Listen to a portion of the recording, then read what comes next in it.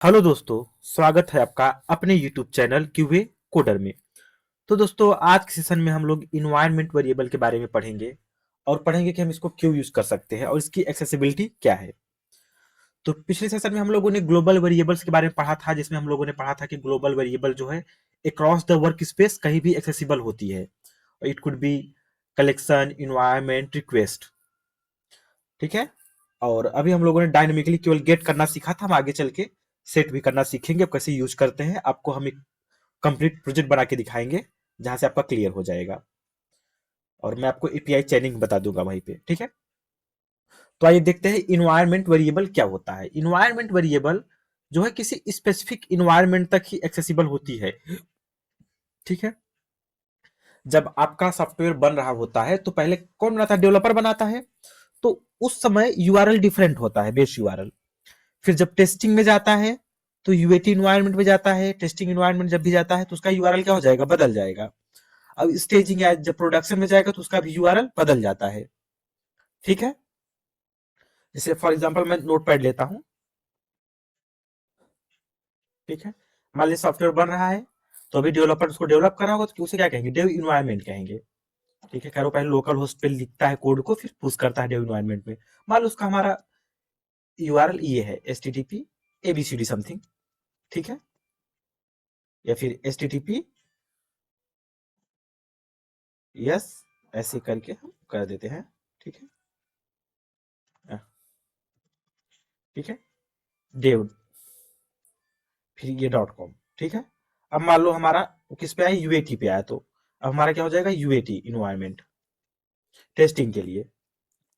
ठीक है। तो मान लो उस पे भी क्या हो गया? H T T P. ठीक है। यहाँ पे यूएटी एबीसी कुछ भी डॉट कॉम। ठीक है।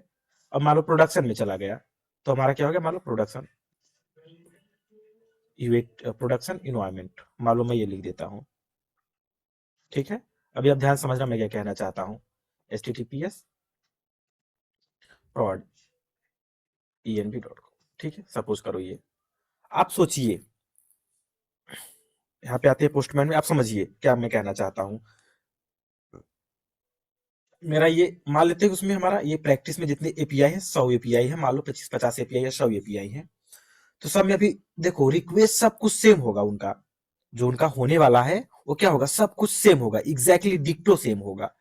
जैसे हमारा गेट बुकिंग है तो यूआरएल केवल बदलेगा, केवल इंड पॉइंट भी सेम रहेगा। ये जनरेट टोकन का स्टाइल कुछ नहीं बदलेगा, बॉडी में सब कुछ वही रहेगा। गेट ऑल प्रोडक्ट है, ये सब यहाँ पे शायद नीचे का नहीं है। ठीक है। जो भी है, तो मान लो 3 है या 4 है, जो भी है 100 ऐसे एपीआई हैं। अब आपको क्या होगा? मान लेते हैं कि अभी आपने किस में टेस्ट किया? अभी आपने डेव इन्वायरमेंट में टेस्ट किया, चल रहा है। अब आपको तुरंत यूएटी में करना है तो आपके पास इतना टाइम नहीं होगा कि आप 100 रिक्वेस्ट में जाके बदलें URL. That is time taking. अब मान लो टेस्टिंग में अगर बदल भी देते तो फिर हमारे क्या जाएगा? प्रोडक्शन में आपको चेक करना पड़ेगा। फिर आप 100 जगह प्रोडक्शन बदलेंगे, मतलब 300 रिक्वेस्ट बनाएंगे। तो हम ये नहीं करते, उसीलिए कॉन्सेप्ट में आया कि हम ऐसा करें सब कुछ वही रहेगा हमारा जब, तो केवल हमारा वेरिएबल बदलता रहे। ठीक है। वेरिएबल बदलता रहे का मतलब ये है कि हम इन्वायरमेंट बदल दे और ये बेस यूआरएल बदल जाए। ठीक है। आइए प्रैक्टिकली समझते हैं थोड़ा सा और। हम यहाँ आए, यहाँ प्रैक्टिस में आए। ये अब देखो जो हमारा एपीआई क्रिएट होगा तो एपीआई सबके लिए सेम होने वाला है। बदलेगा केवल क्या? यूआरएल, इसका बेस यूआरएल बदलेगा। तो हम क्या करें? बेस यूआरएल अगर हमारा प्रोडक्शन में जाए तो अलग हो, यूएटी में जाए तो अलग हो, सबका अलग अलग हो। ठीक है। तो हम कैसे करेंगे? तो हम सबसे पहले यहाँ पे आएंगे। देखो यहाँ पे नो इन्वायरमेंट लिखा है ना, यहाँ पे हम क्रिएट इन्वायरमेंट पे क्लिक करेंगे। तो मान लो मैंने पहला क्या इन्वायरमेंट क्रिएट कर दिया? Develop dev environment. ठीक है। ऐसे लिख दिया इन्वायरमेंट। पहले मैं 2-3 इन्वायरमेंट सेट कर लेता हूँ। ठीक है। एक और आता हूँ, देखो ये हट गया क्रिएट। अब यहाँ पे प्लस पे क्लिक करो। हम यहाँ पे क्या कर दे? टेस्टिंग। ठीक है। देखो यहाँ पे एड होता जा रहा है और हम यहाँ पे क्या कर दे? एक और यूएटी, और टेस्टिंग के बाद हमारा प्रोडक्शन इन्वायरमेंट। इन्वायरमेंट हो गया। मैं कट करता हूँ, कट करता हूँ, कट करता हूँ। ठीक है। अभी क्रिएट बुकिंग का मान लेते हैं हमारा ये है। मैं सेलेक्ट करता हूँ इसको,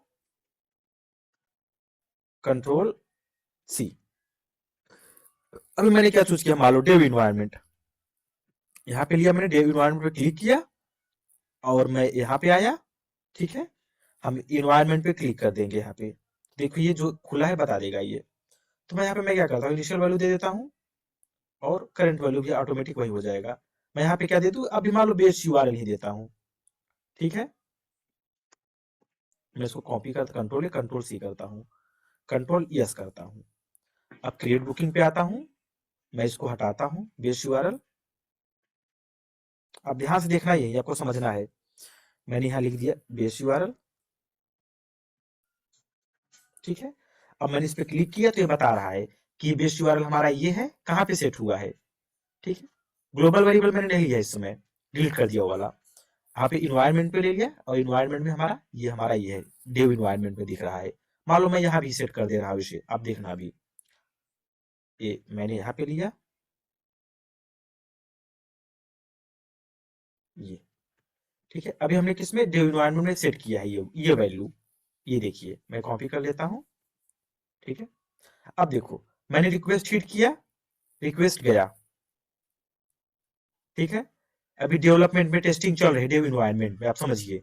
मैंने रिक्वेस्ट हिट किया, ये गया और ओके भी आ गया रिस्पॉन्स कोड। लेकिन अब हुआ क्या, अब यूआरएल हमारा बदल गया।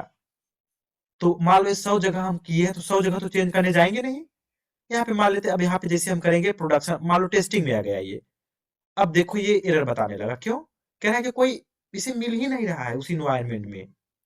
जब तक हमारे यहाँ डेव इन्वायरमेंट था, क्योंकि आपने डेव इन्वायरमेंट में इसकी वैल्यू सेट किया था, तब तक ये ओके था। देखिए ये अच्छे से आ रहा है।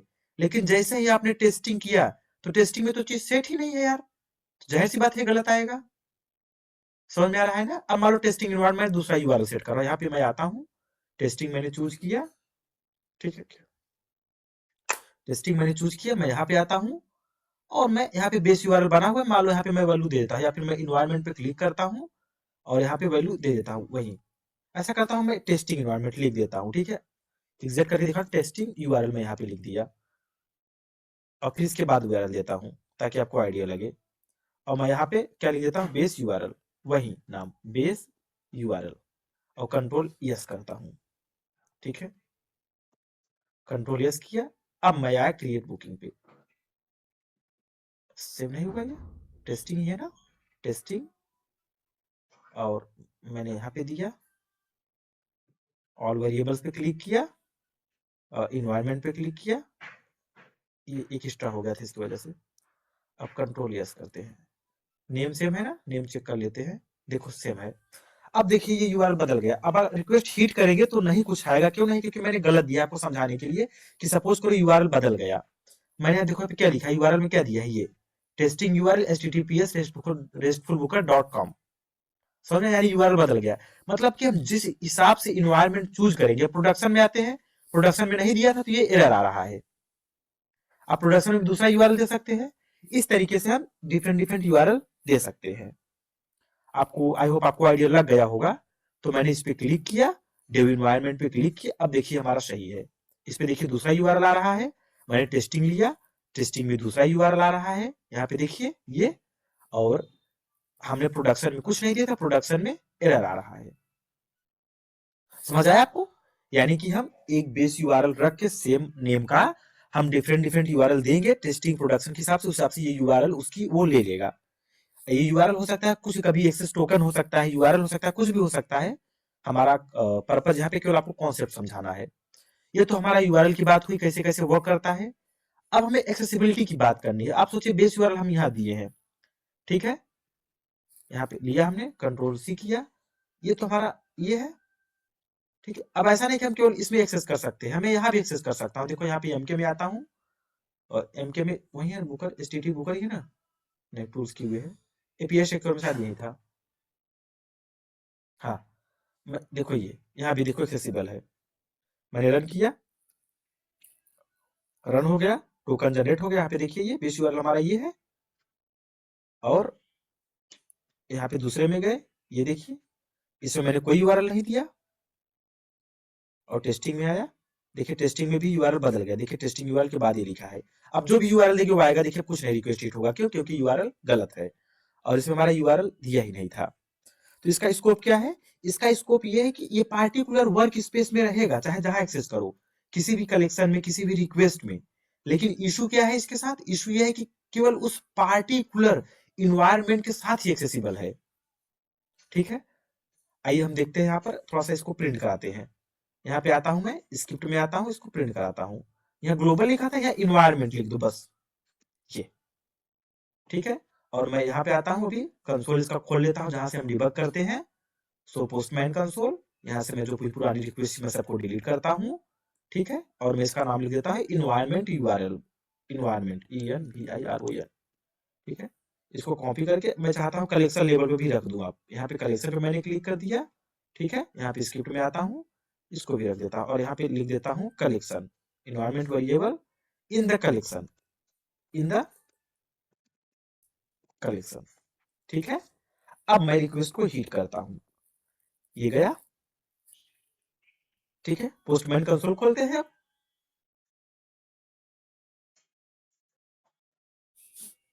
यहाँ पे देखिए हमारा रिक्वेस्ट हीट हुआ है, यहाँ पे देखिए इन्वायरमेंट इन द कलेक्शन, और यहाँ पे ये हीट हुआ है।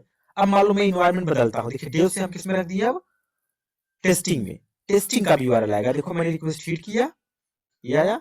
अब देखो कंसोल में आते हैं, देखो चूंकि ये रिक्वेस्ट चला नहीं था इसलिए उसके आगे एरर आ गया, उसके आगे चला ही नहीं रिक्वेस्ट। जब रिक्वेस्ट चलेगा तब आएगा, क्यों? क्योंकि पोस्ट रिस्पॉन्स में डाला था। मैं करता हूँ यहाँ पे प्री रिक्वेस्ट में, कंट्रोल C करता हूँ, प्री रिक्वेस्ट में डाल देता हूँ, कंट्रोल V करता हूँ, कंट्रोल S।